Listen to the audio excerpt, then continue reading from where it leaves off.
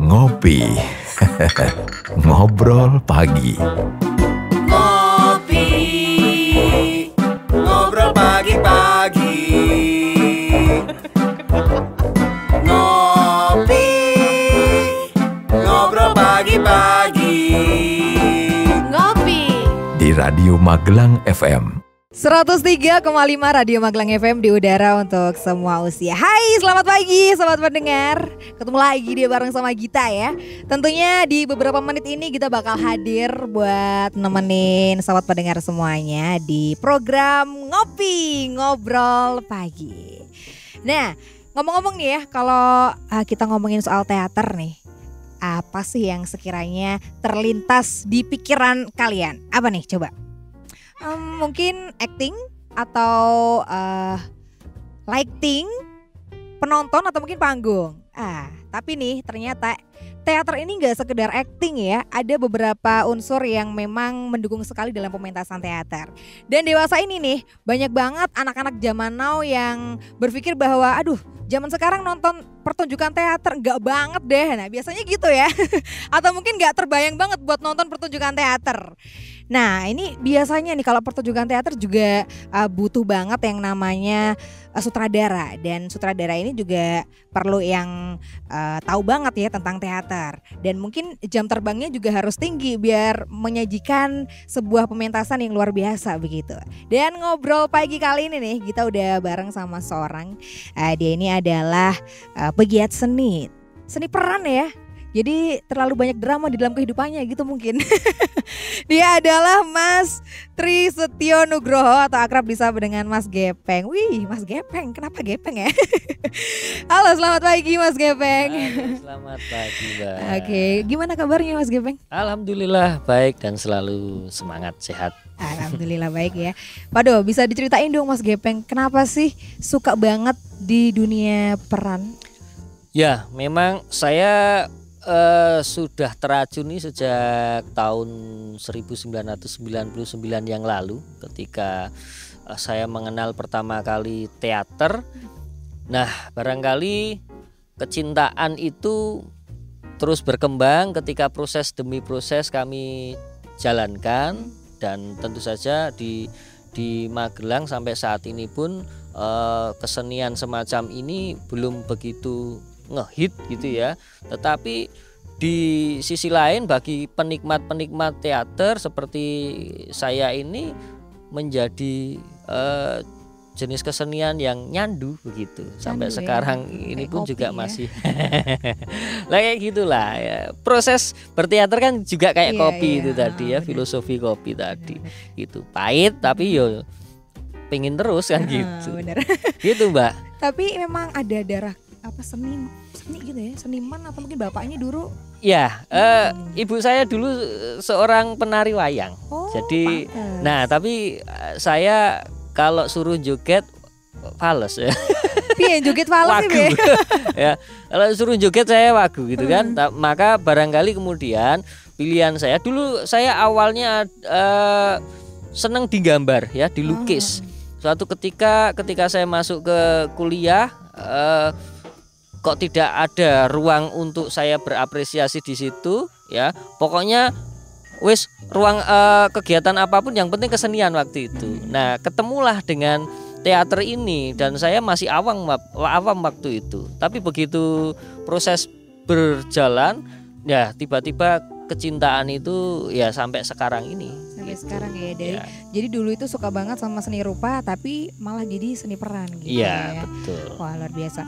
Dan itu belajarnya akhirnya gimana Mas? Kalau dulu awalnya kan kalau teater kampus ya memang belajar antar kawan di dalam komunitas, belajar bareng konsepnya. Terus kemudian ilmu itu pun didapat karena kita sering dolan, kalian sering berkomunikasi dengan komunitas lain, dengan tokoh-tokoh teater yang lain dan seterusnya. Jadi ya mengalir begitu saja begitu. Oke. Tapi sekarang jadi profesinya apa nih Mas Gepeng? Saya sehari-hari sebagai pengajar, guru di SMK 17 Kota Magelang. Guru seni tapi? Ya, seni. Hanya jasa saya bukan di seni gitu. Saya ekonomi gitu. Jadi inilah salah satu guru yang tidak berkompeten. Gitu. Ya. Tapi di sana ngajar seni rupa juga, apa seni peran juga? Atau gimana? Lebih kepada seni peran.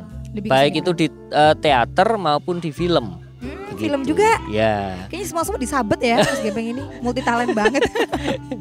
Ya, tuntutan keadaan kemudian.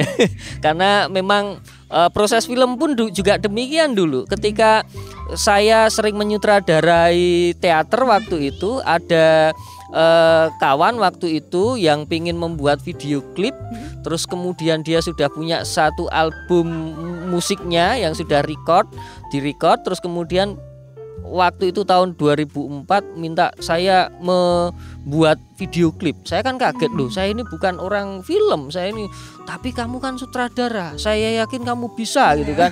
Lah, untuk menjaga eksistensi saya. Ya kan? Akhirnya oke, siap. Nah, yang terjadi waktu itu saya kamera dan seterusnya minjem. Akhirnya saya belajar editing, belajar kamera dan seterusnya.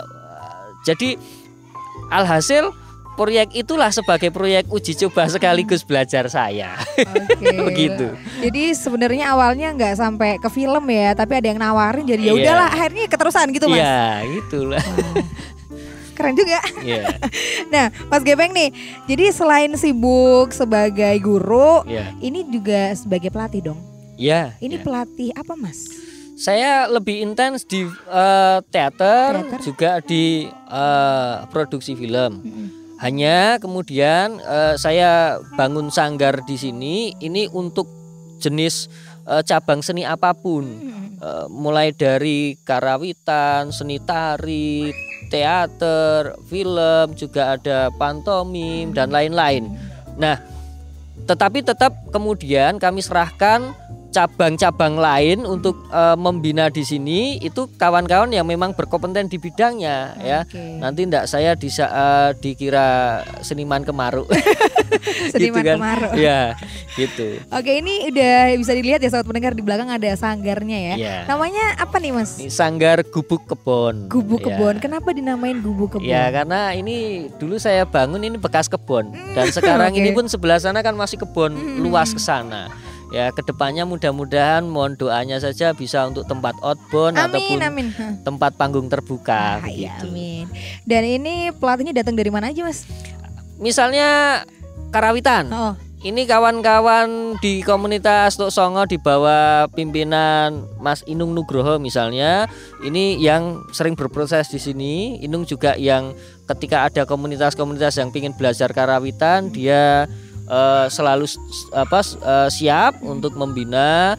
Misalnya tari ada Mbak Wiwit yang kemudian juga dan Mas Udin juga, ketika mau belajar klasik dan lain-lain silahkan saja datang ke sini. Ada juga pantomim ada Mr. Im.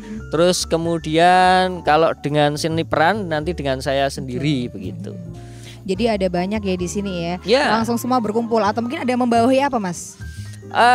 Dari beberapa cabang, hampir semua cabang kita ada di sini, termasuk seni rupa pun ada. Gitu. Jadi harapan kami adalah ada proses kreatif di ruangan ini, di sanggar ini, terus kemudian kami bisa bersinergis antar lintas cabang seni itu, sehingga suatu ketika kita bisa bertukar pikiran, bersinergis, berkarya bareng begitu. Dan itu salah satu upaya kami juga di program di sanggar ini pun, kami setiap bulan sekali harus ada event kesenian. Siapapun yang akan berpentas ataupun menggelar peristiwa kesenian di sini, silahkan, welcome. Jadi ini modelnya ada divisi gitu nggak sih? Divisi karawitan, divisi teater gitu ya berarti ya. Dan di masing-masing ada kepala divisinya gitu ya. Atau mungkin presidennya Mas Gepeng sendiri gitu. Oh, keren banget. Dan ini setiap bulan itu harus satu berarti? Wajib minimal satu. Itu terserah di bulan di tanggal berapa, di minggu keberapa gitu? Iya. Yang akhirnya untuk kawan-kawan yang memang berproses di sini, akhirnya mereka di akhir bulan biasanya. Karena dulu di Januari itu pagelarannya dilaksanakan di akhir bulan. Nah, untuk mengejar rentang 1 bulan berikutnya ya di akhir bulan. Oh iya, oke. Tapi ini juga bulan Maret ini di tanggal 28 komunitas sosial teatrikal yang ingin mempresentasikan karya di sini. Terus kemudian di April itu ada kawan dari Semarang. Gitu. Ada 3 kelompok yang akan pentas di sini. Dari Semarang? Dari mana, Mas? Dari Semarang itu ada teater seribu apa sih lupa saya. Dari kawan-kawan yang ada di Taman Budaya Raden Saleh yang sering berproses di sana gitu. Di bawah pimpinan Mas Alfianto. Terus beliau membawa 3 kelompok yang beliau latih terus kemudian akan berpentas di tanggal 11 April. 11 April yang teater ya. Kalau yang 28 Maret itu juga ini komunitas sosial teatrikal, teater juga. Gitu.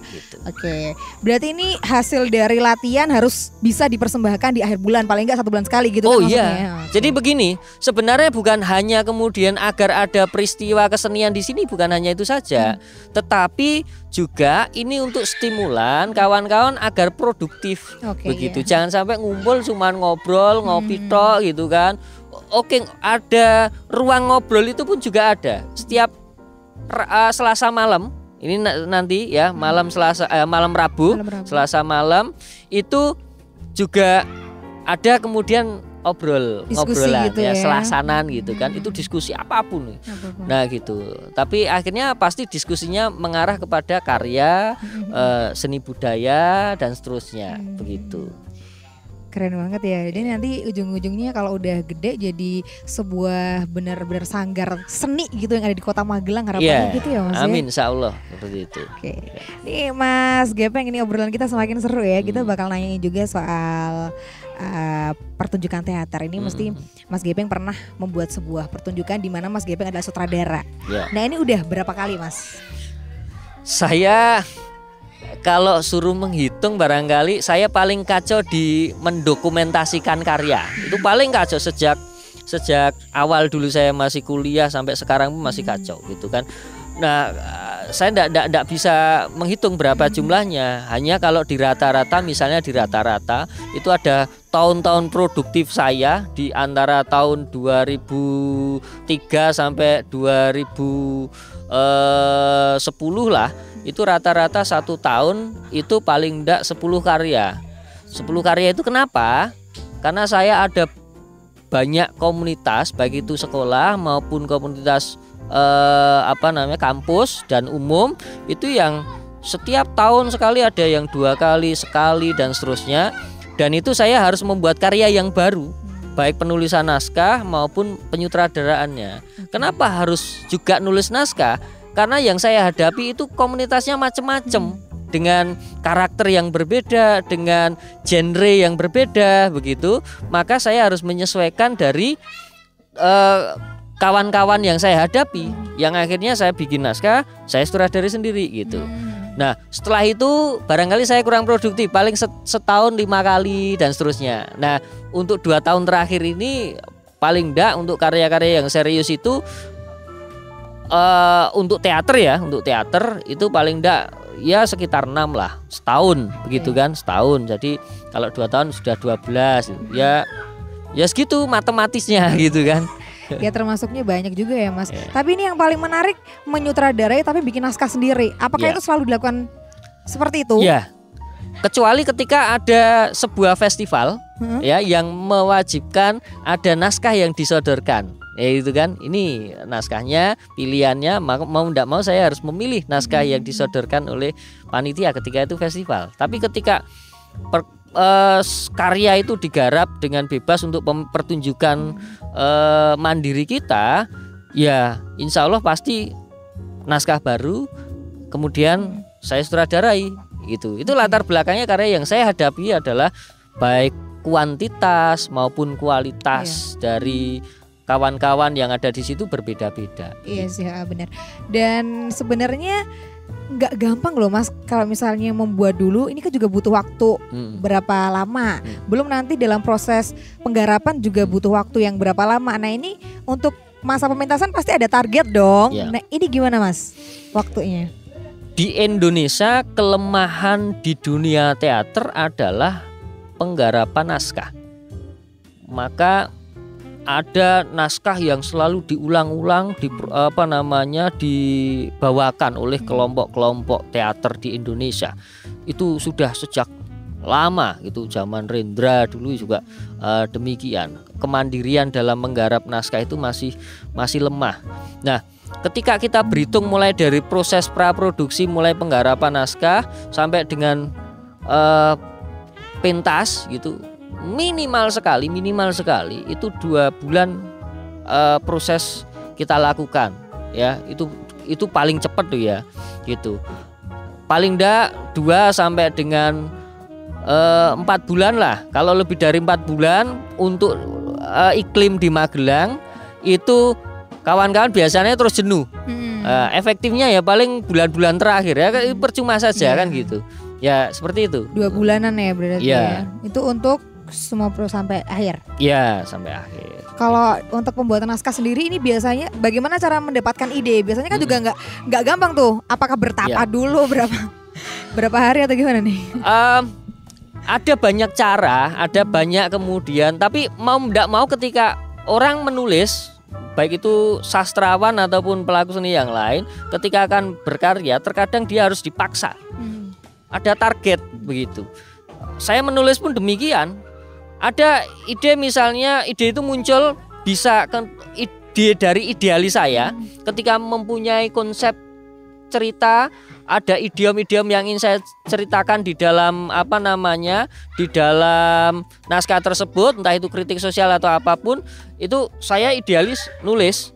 Baru kemudian ketika ketemu kawan-kawan untuk memainkannya, saya casting mereka. Tapi ada kebalikannya juga. Saya menemukan karakter-karakter si A, si B, si C dengan kemampuan acting yang demikian, baru kemudian saya berpikir naskah yang seperti apa yang harus saya bikin agar mereka cocok bermain di situ. Gitu. Berarti ini ya macam-macam ya, bisa dari aktornya dulu baru dapat ide nantinya. Kalau enggak nanti diterapkan ke aktor begitu ya. Nah, ini Mas Gepeng, kalau misalnya nih dalam suatu penggarapan teater kan ditarget nih harus berapa bulan, besok udah pentas, sementara prosesnya ini belum kelar nih. Nah, ini pasti juga Mas Gepeng memutar otak gimana caranya untuk anak-anak biar siap gitu kan. Ini apa aja sih yang perlu dipersiapkan dalam sebuah pementasan teater ini? Iya, setiap komunitas ataupun setiap orang, baik itu sutradara ataupun pelatih, itu punya strategi tersendiri di dalam membentuk membentuk aktor ya. Nah, kalau saya kemudian menghadapi beberapa komunitas itu pun perlakuannya juga berbeda. Hanya mau tidak mau ketika kita ada deadline pertunjukan, mau tidak mau kan kita ada jadwal untuk produksi itu. Nah, ketika sudah ada alarm merah, waktu yang ditentukan itu sudah mepet, sedangkan pencapaiannya kok belum sesuai dengan persentase yang diharapkan, maka mau tidak mau langkah berikutnya adalah baik latihan intensif maupun menciptakan strategi latihan yang efektif agar bisa mengejar itu. Nah, pasti ada strategi yang tiba-tiba muncul baru untuk mensiasati ketidakmampuan barangkali ya, atau tidak capainya target itu ya. Nah, itu yang terjadi. Jadi terkadang ada kawan yang kemudian selalu melihat proses berlatih saya gitu kan, ketika membentuk aktor misalnya. Kadang juga ada pertanyaan, "Oh Mas, ini gini sekarang kok gini?" Terus ketika dia pengen menerapkan di komunitasnya itu kadang mereka bingung, "Mas, yang bener yang mana ya? Ini atau yang ini ya Mas?" gitu kan. Saya katakan strategi apapun boleh, asalkan harus tahu goal ya, capaian yang harus didapat untuk membentuk tokoh tersebut. Nah gitu Mbak. Oke. Nah, ini apa aja yang perlu dipersiapkan Mas? Mungkin selain naskah dan alurnya gitu loh. Nah, tentu saja sebelum proses produksi itu dilakukan, kami harus melakukan eksplorasi terlebih dahulu kepada kawan-kawan aktor, calon-calon aktor itu. Nah, Eksplorasi itu bukan hanya sebatas melihat potensi-potensi yang ada di mereka. Hanya saja kita kemudian ketika paham dengan apa yang kita hadapi, potensi yang ada pada mereka, kita harus langsung menciptakan strategi, karena masing-masing orang itu berbeda-beda, gitu kan. Menciptakan strategi agar ada kemudian kualitas yang seimbang, ya, tidak sama ndak, karena tidak bisa kita menyamakan satu sama lain, gitu kan. Tetapi mau ndak mau ketika si A berbeda karakternya, terlalu lemah misalnya, mau ndak mau kita harus dongkrak, karena ini adalah kerja kolektif nantinya, proses kolektif. Nah, kacau kalau satu atau dua ngegoli istilahnya, gitu kan ya, karena tidak diproses dengan baik, kualitas mereka berbeda dengan yang lain, gitu. Itu sebaik apapun ketika ada satu atau dua yang kurang baik juga akan pasti menurunkan kualitas, kan gitu, Mbak. Oke, kalau untuk cerita sedikit soal manajemen pementasan yang baik itu seperti apa, Mas? Bagi saya, sebelum kawan-kawan itu siap untuk dipentaskan, PR kita besar adalah untuk membangun kawan-kawan itu dulu untuk siap menjadi aktor. Itu dulu. Barulah kemudian nanti insya Allah naskah apapun yang kita mainkan untuk mereka itu pasti akan enak. Nah, tapi ingat satu hal, baik itu teater maupun itu seni rupa ataupun apapun ya, itu akan berlandaskan kepada satu karya realis dulu.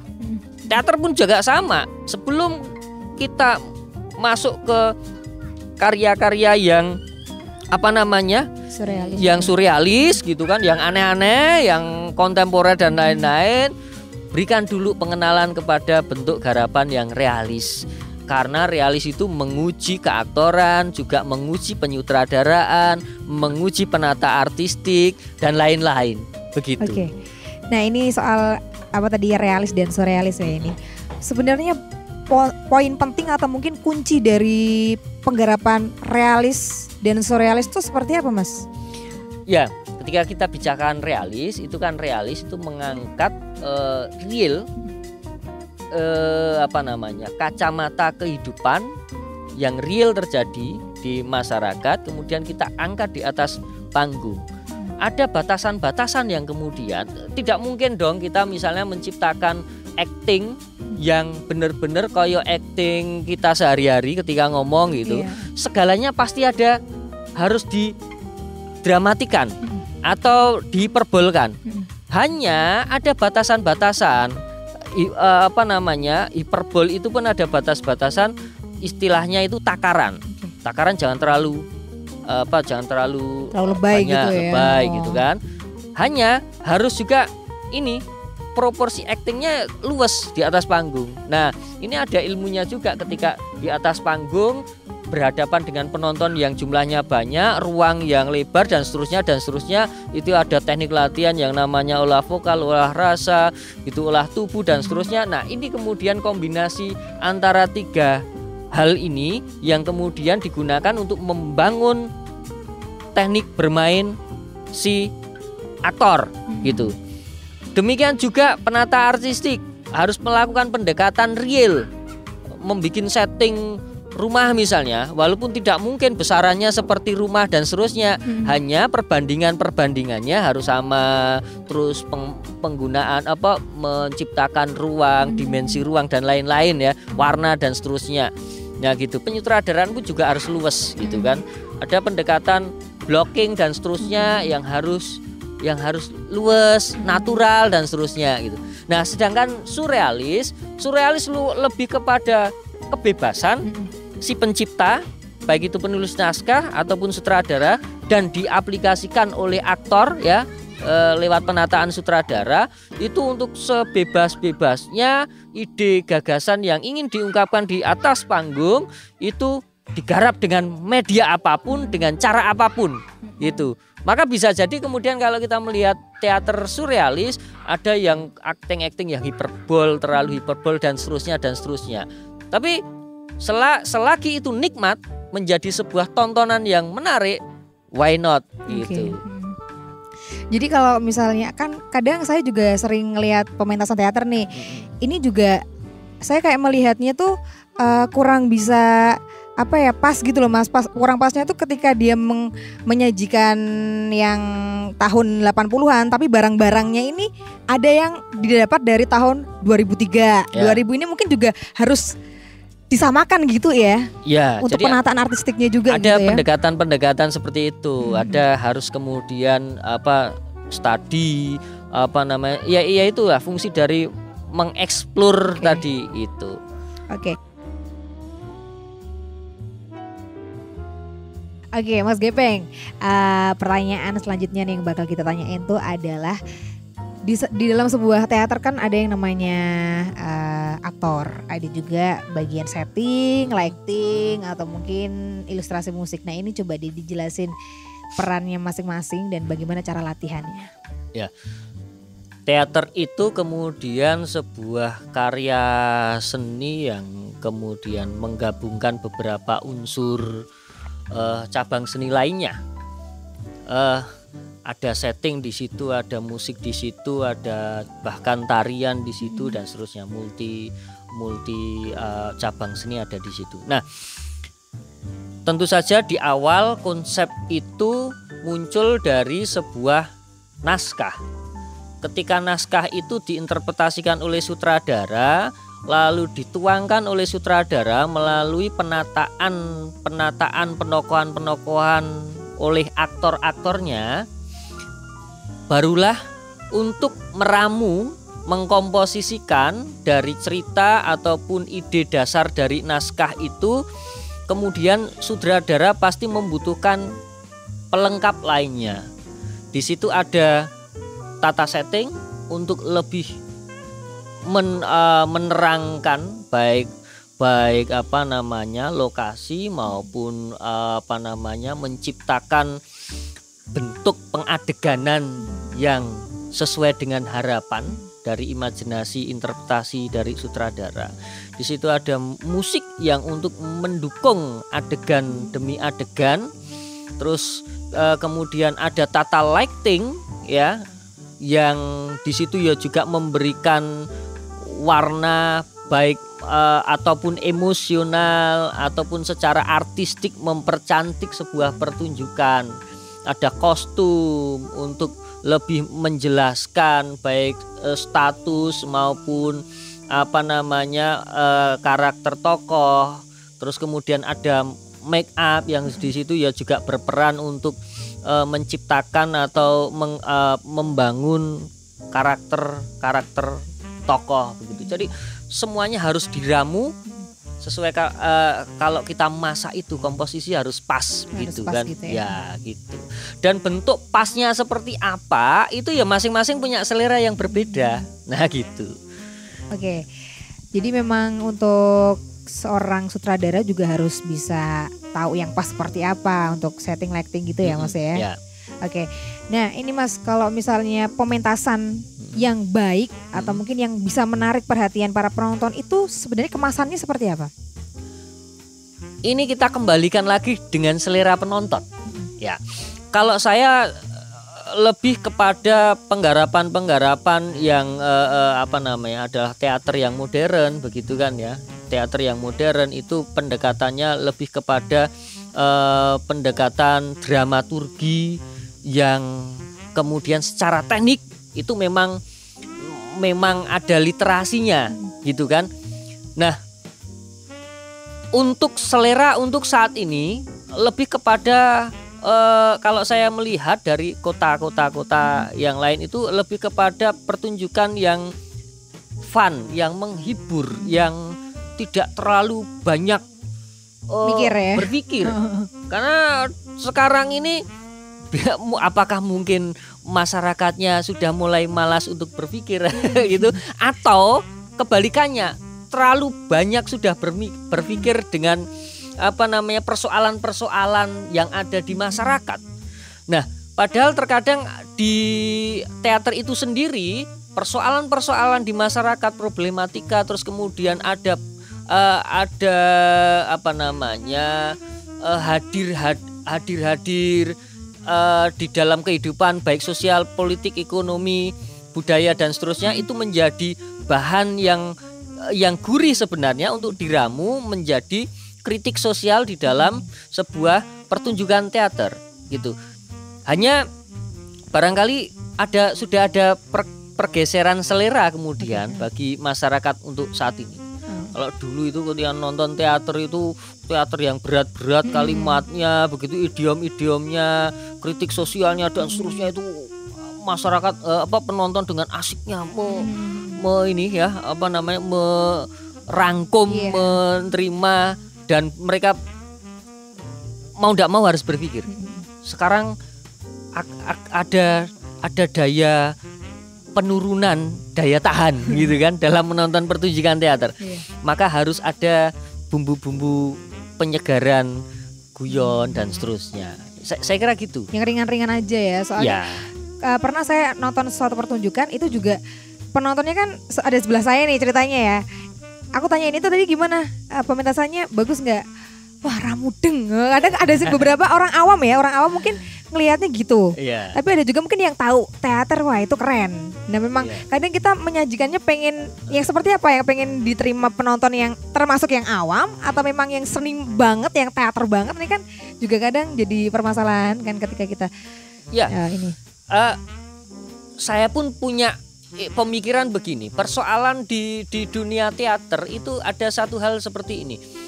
Kita terkadang mengeksklusifkan diri kita. Maksudnya begini, kita pelaku teater itu mempunyai paradigma berpikir bahwasanya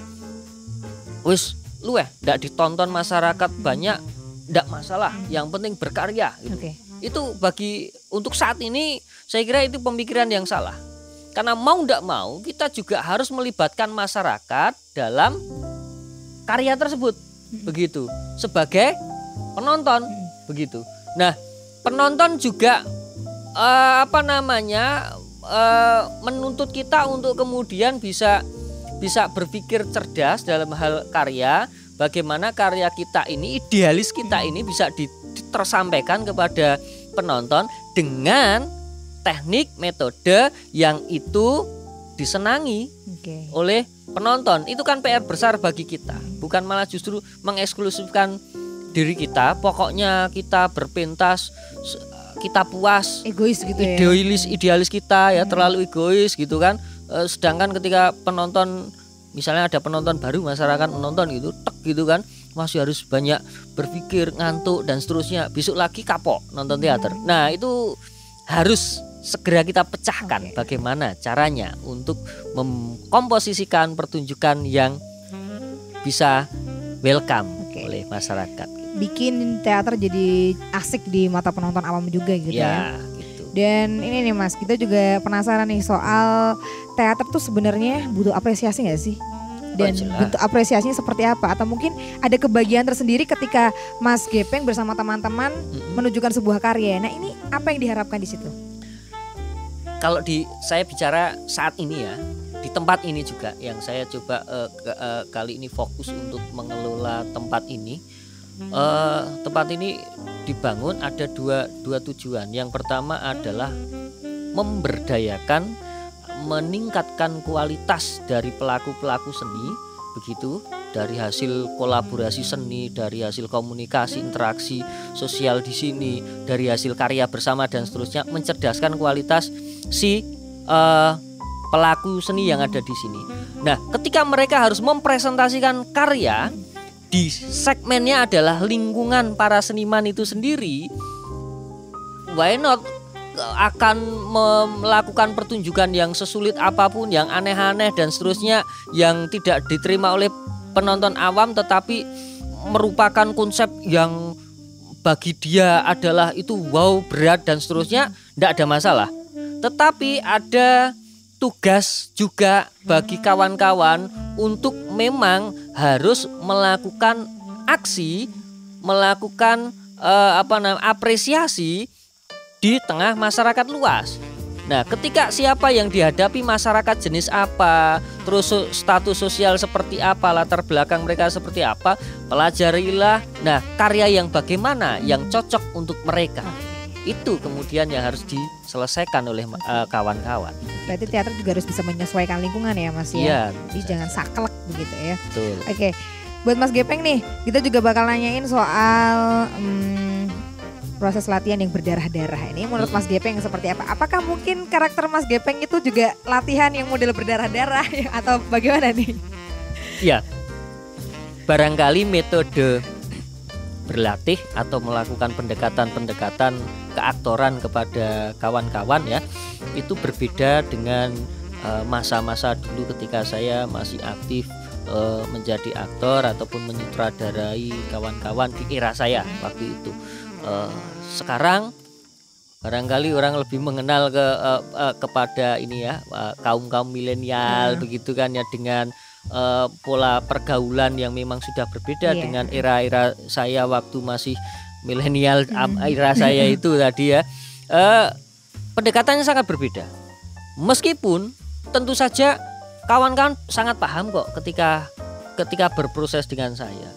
Ketika mereka harus serius, ketika mereka harus memang waktunya memang guyon dan seterusnya, sangat paham. Kalau zaman dulu saya waktu masih dengan teater Fajar waktu itu, saya ngelempar kursi, ngelempar beneran gitu kan, kursi lipat, der gitu. Sampai sekarang ada kawan saya di teater dulu yang sekarang sudah jadi dosen gitu. Sok ketika obrolan guyon gitu, ketika dulu memang dia ketika menjadi kru lighting gitu kan, pernah saya lempar dengan HP saya dan HP saya pecah tar gitu kan, dan mati HP saya gitu kan. Itu waktu itu dulu ya, tahun saya masih ingat juga ketika pentas keliling di 3 kota Jakarta, Bandung, Magelang itu tahun 2006. Nah, era-era itu marah, melempar kursi dan seterusnya pernah ya. Nah, gitu. Kalau sekarang dilempar kursi ya besok lagi sudah tidak latihan gitu, hilang.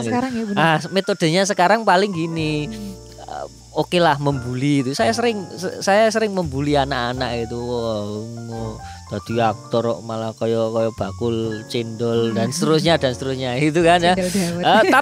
Tapi ada pembangunan mereka tidak tersinggung ya, tetapi memotivasi mereka gitu kan, memotivasi mereka untuk berlatih lebih giat. Kenapa? Karena sebelumnya di luar proses latihan itu ada pola komunikasi yang asik kita jalin, sehingga ketika ada bulian seperti itu tidak ada dimasukkan ke hati gitu ya. Gitu. Oke. Nah ini Mas Gepeng ya, sebenarnya di dalam teater itu ada apa aja sih? Mungkin pernah ada monolog nih. Ini apakah monolog juga termasuk teater? Dan sebenarnya kategori teater itu seperti apa aja? Ya, kalau teater itu kan berasal dari kata teatron atau ruang atau gedung pertunjukan. Jadi disimpulkan bahwa apapun yang dilakukan di atas panggung sebenarnya itu adalah teater. Hanya kemudian bentuk-bentuknya akhirnya kan variannya kan banyak sekali. Ada pantomim di situ, itu tetap teater gitu kan. Ada ada monolog, ada drama termasuk misalnya teater modern. Ada ketoprak termasuk teater tradisional. Nah, akhirnya teater itu diklasifikasikan menjadi beberapa gitu kan. Kalau menurut menurut era kemunculannya, ada teater tradisional, ada teater modern, ada juga teater kontemporer gitu kan. Tapi menurut bentuknya itu banyak sekali gitu, ada drama musikal dan seterusnya luas sekali kita bicara soal teater gitu. Apapun yang dilakukan di atas panggung bisa dikatakan itu adalah teater. Oke, tadi juga Mas Gepeng bilang ya kalau pernah pentas di 3 kota. Dalam proses pementasan ini apa suka dukanya Mas? Atau mungkin pernah kemana aja terus memiliki pengalaman yang gimana gitu? Ya barangkali hampir di Jawa Tengah saya kota kabupaten itu pernah berpentas di sana dari proses dulu gitu kan, karena sering menggelar pentas keliling itu.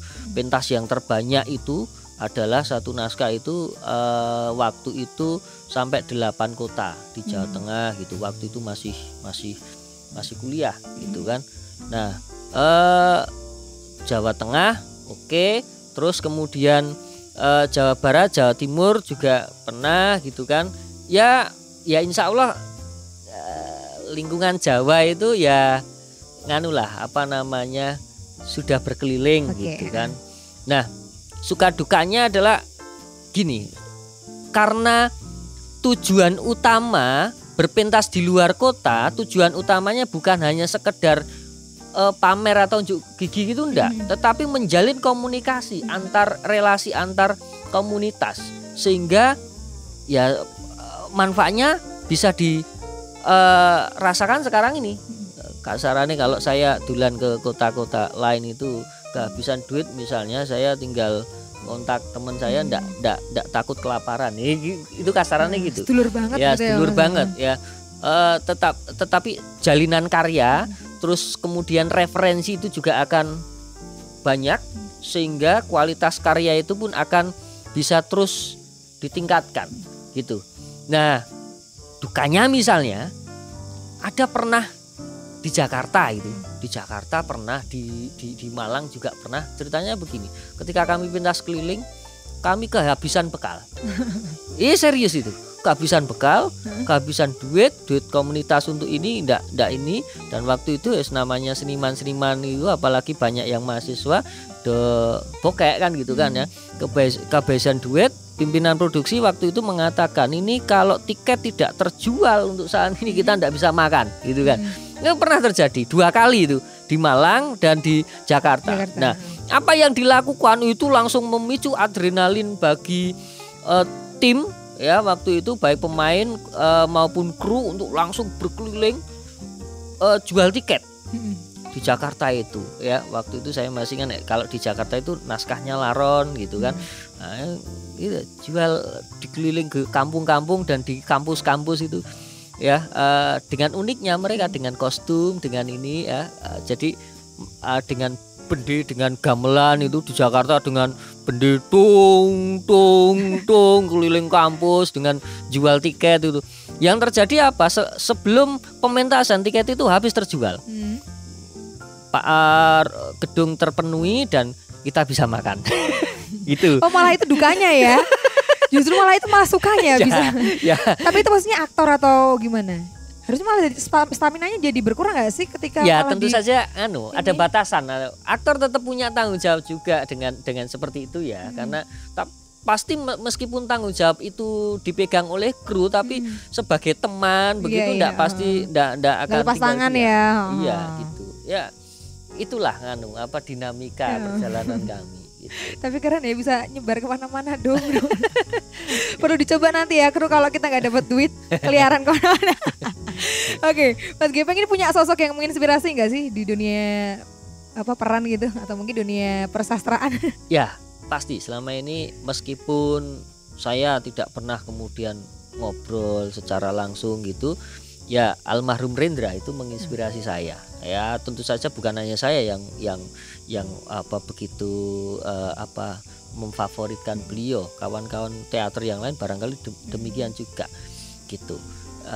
Dan ya saya banyak terinspirasi, kalau saat ini pun banyak terinspirasi juga dengan kawan-kawan yang luar biasa masih berjuang sampai saat ini gitu kan, sampai sudah beranak, bercucu dan seterusnya, tapi masih intens berkesenian begitu. Sosok-sosok yang demikian itu menginspirasi saya. Maka kadang ketika saya dalam kondisi down, dan ini yang namanya manusia ya, ketika membina komunitas seperti ini ya, bukan hanya teater saja soalnya, ketika kondisi ya mohon maaf di pribadi itu sedang tidak ini, misalnya kondisi keluarga gitu kan, urusan dapur dan seterusnya belum beres, harus memikirkan banyak orang dan seterusnya, itu kadang sepadon gitu. Tapi ketika melihat sosok-sosok yang menginspirasi itu gitu kan, berat pasti hal demikian pun pasti juga dihadapi oleh orang-orang seperti itu, tetapi mereka bisa survive gitu kan. Masa saya enggak bisa? Nah, kadang seperti itu. Seorang W.S. Rendra ya bisa memberikan semangat buat seorang Mas Gepeng. Nah Mas Gepeng, ini kalau ngomongin soal sesuatu yang mungkin belum pernah dicapai atau apa yang menjadi targetan saat ini, apa nih? Saya ya sebenarnya sih sederhana saja, tetap misalnya saya dulu dari awal dulu memang kepingin punya sanggar, tempat berkumpulnya kawan-kawan, dan sekarang alhamdulillah dengan sanggar yang masih sederhana ini sudah terwujud. Tapi itu pun saya masih punya angan-angan ada sebuah gedung kesenian yang representatif untuk pertunjukan teater begitu gitu, dan yes tidak luas-luas lah, tapi itu bisa dibangun dengan sendirinya, bebas untuk menggunakannya. Ada juga panggung arena gitu kan. Nah ini pun masih angan-angan, masih ada lahan di sana untuk coba untuk saya wujudkan mimpi itu. Tapi itu pun tentu saja pasti dengan proses yang ya tidak sebentar barangkali. Tapi yang penting adalah bisa munculnya dinamika berkesenian di Magelang ini pada khususnya, itu bisa menciptakan energi positif kawan-kawan terus berkarya. Itu sederhana gitu. Sederhana tapi ya membutuhkan waktu ya kalau untuk membuat sanggar luas ya. Oke. Semoga kita doakan segera tercapai ya Mas Gepeng. Amin, ya. Amin. Nah ini kalau menurut Mas Gepeng, teater di Magelang itu seperti apa sih?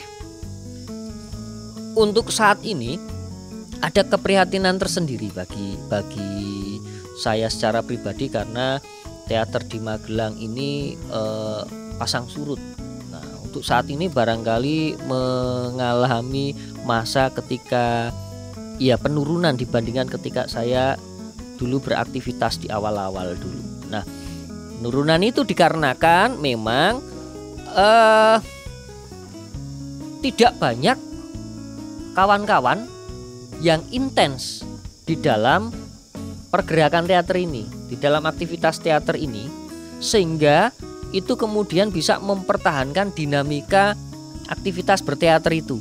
Nah, tidak intens itu maksudnya ya memang kembali lagi ketika mereka sudah berkeluarga, mereka punya kebutuhan yang lain dan seterusnya, mereka pasti kemudian meninggalkan. Tidak banyak orang yang mau intens mengorbankan waktu, tenaga dan pikiran untuk dunia teater itu. Itu yang pertama. Yang kedua, memang tidak adanya ruang yang dibuat untuk kawan-kawan teater. Ruang itu bisa apa saja. Bisa tempat pertunjukan yang representatif. Sekali lagi ada penekanan representatif. Mudah-mudahan dari obrolan ini menjadi syiar juga. Saya selalu jues cerewet itu. Neng Magelang ra ono lho tempat pertunjukan sing genah gitu kan.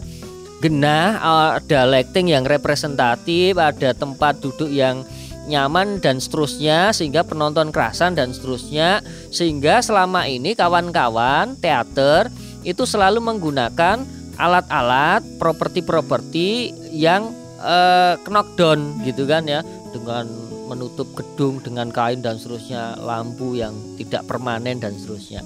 Itu yang pertama, tempat. Selain tempat itu ya juga program-program yang kemudian mengakomodir dari kesenian teater ini biar tetap hadir gitu. Program ini hubungannya dengan kebijakan-kebijakan program-program pemerintah tentu saja gitu kan. Walaupun di masyarakat itu memang teater yang berkualitas, yang baik itu tradisi maupun modern, itu memang hadir dengan mandiri begitu.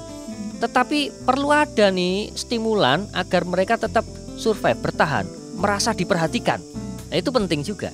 Secara psikologis membangun mental kawan-kawan seperti itu. Saya kira gitu, Mbak. Nah, event-event teater juga jarang ada.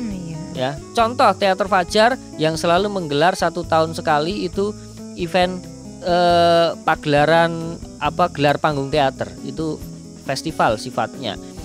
Nah, ketika sekali saja tahun tertentu Teater Fajar vakum tidak menggelar program itu, yang terjadi teater-teater di sekolah itu akhirnya ketika ada ekstra teater tadinya pasti kemudian sekolah bilang, lah ekstra teater kapan apresiasinya? Tidak ada. Paling di acara pentas-pentas sekolah, ketika mereka pentas di pentas-pentas sekolah dengan ruang yang tidak cocok untuk sebuah pertunjukan teater, yang terjadi kualitasnya sangat buruk. Yang terjadi, wah teater mung koyo ngono, bagus tarinya, wes besok lagi ndak usah ada ekstra teater dan seterusnya. Yang terjadi seperti itu. Akhirnya ya berguguran dengan sendirinya gitu. Dan saat ini memang berarti yang enggak itu cuman festival dari Teater Fajar doang ya. Kalau memang itu enggak ada ya berarti enggak kelihatan ya teater ya. Iya. Harapannya apa Mas nih? Apalagi nanti mungkin dari pihak-pihak pemerintah bisa melihat di sini. Nah, jadi gini. Sebelumnya perlu juga bagi pemerintah untuk mereferensi teater kayak apa. Itu. Jangan-jangan referensi teater itu pada pertunjukan-pertunjukan drama di tingkat-tingkat RT yang dilakukan ketika memperingati 17 Agustus. Kan repot gitu. Oh, dramanya kayak ngene lho, repot itu. Ya. Oh, sekarang kalau bicara soal gedung kesenian saja mungkin kopior kok gitu kan, sing koyo apa to gedung kesenian gitu kan ya. Ya karena ndak pernah mereka merasakan energi di sebuah gedung pertunjukan gitu. Nah, kembali lagi ke teater itu tadi. Teater perlu ruang dengan sebuah program yang itu bisa mempertahankan ya aktivitas mereka. Seperti saya contohkan tadi, misalnya setahun sekali saja, enggak usah banyak-banyak. Setahun sekali saja ada pertunjukan, ada semacam festival atau parade teater yang itu dilakukan oleh yang itu menjadi program pemerintah misalnya. Oke, lebih bagus lagi setahun sekali juga menjelang acara parade teater itu atau festival teater itu ada dilakukan workshop teater. Wah, itu bersinergis itu. Kelurahan-kelurahan, komunitas-komunitas dilakukan workshop dan seterusnya gitu kan. Terus dipentaskan itu. Saya pernah menggelar dengan kawan-kawan menggelar teater umum kayak gitu di Magelang. Komentar bagi komunitas-komunitas itu ketika kita sediakan panggung, lighting dan seterusnya itu, wah ini luar biasa ya, kita harus mempertahankan ini dan seterusnya karena mereka sudah mulai punya referensi. Oh, harus begini toh pentas teater itu gitu kan, walaupun itu masih pendekatannya teater tradisi gitu kan. Tapi besoknya lagi tahun berikutnya tidak ada yang melanjutkan program itu. Ya yang terjadi ya gitu. Kayaknya ada ya di Magelang, di UMM apa itu? Yang apa? SMA workshop masih ada kan? Iya, di Teater Fajar. Oh, Teater Fajar ya, itu berarti. Teater Fajar. Ya. Oke, Mas Gepeng nih kayaknya waktunya juga terlalu panjang. Nah, ini satu terakhir ya.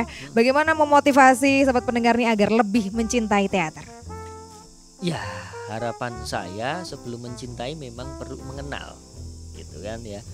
Kalau tidak pernah nonton teater bagaimana bisa mengenal itu? Nah, harapan kami punya program kegiatan pertunjukan teater, mudah-mudahan bisa dinikmati juga oleh masyarakat, oleh kawan-kawan pemirsa di sini. Coba kemudian rasakan betapa energi dari teater ini mengasihkan, gitu kan. Nah, setelah itu mulailah kemudian jangan ragu, kami ada ruang untuk kemudian kawan-kawan ketika ingin berapresiasi teater, kami akan ajak kawan-kawan untuk belajar bersama dengan kami. Bisa ya berarti siapa aja boleh ya? Oh, bisa sekali. Gitu kan. Kami ada waktu dalam 1 minggu itu ada banyak slot waktu program-program. Kami punya 9 komunitas di sini yang secara bergantian berlatih di sini. Nah, salah dua di antaranya adalah Teater Fajar dari UMM, berlatihnya di sini setiap Rabu malam. Ada lagi sosial teatrikal itu berlatih di sini setiap Selasa malam sama Jumat malam. Oke. Jumat malam itu yang teater. Nah, karawitan dan seterusnya ada waktu-waktu tersendiri. Nah, kalau biar lebih kepo ada sosial medianya nggak Mas? Ada. Apa nih? Kalau di kalau di Facebook itu Gepeng Nugroho. Nanti ada ya lewat informasi itu juga lewat di akun saya bisa, terus di IG juga sama Gepeng Nugroho itu, terus di YouTube itu ada channel TS Nugroho, nanti bisa juga melihat perkembangan juga aktivitas kami. Setiap hari kami selalu coba memberikan informasi aktivitas di sini juga. Gitu. Oke, udah gitu aja deh Mas. Kayaknya Mbak udah cukup panjang. Terima kasih sekali buat Mas Gepeng atas waktunya. Semoga makasih, dengan adanya obrolan kita kali ini masyarakat semakin terbuka tentang apa sih teater, jadi lebih tahu, dan semoga timbul ya program-program teater ya, ditunggu festival teater di Kota Magelang. Ya, itu harapan kami. Bapak Wali Kota mohon adanya ya Pak. Oke, terima kasih sekali ya Terima Mas kasih Gepeng. Mbak Gita. Dan buat sobat pendengar jangan lupa buat selalu saksikan Ngobrol Pagi setiap hari Senin jam 8 pagi hanya di 103,5 Radio Magelang FM, di udara untuk semua usia. Kita pamit. Gepeng Nugroho pamit. Oke, bye-bye. Selamat pagi. Ngopi. Ngobrol pagi. Ngopi, ngobrol pagi-pagi. Ngopi, ngobrol pagi-pagi. Di Radio Magelang FM